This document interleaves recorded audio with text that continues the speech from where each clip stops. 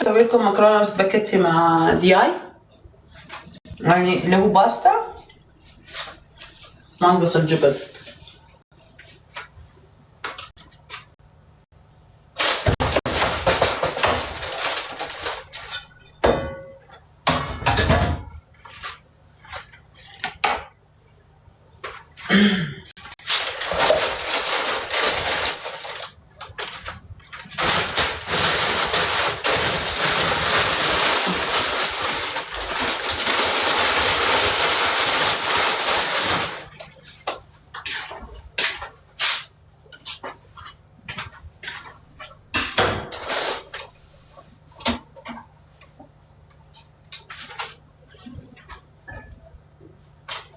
خلصنا.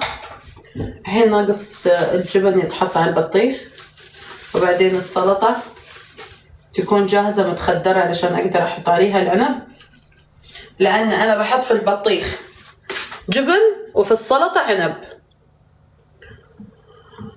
مقلاية هندية، هي مقالي هندية وعربية وكل شيء، شو تبون بتحصلون.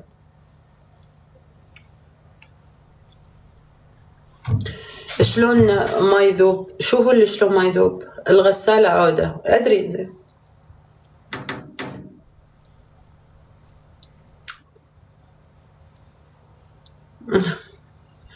يعني كان غلبان.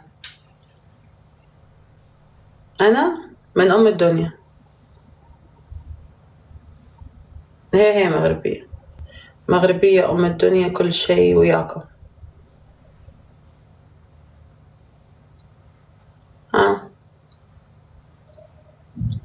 البطيخ بيذوب إذا ما حطيته في الثلاجة. ليش حظوظنا المغسلة كبيرة؟ والله ما أدري. والله هلا راعي الرز. أنت القلب زين، أنا كله زين، أنت زين، كلنا زين.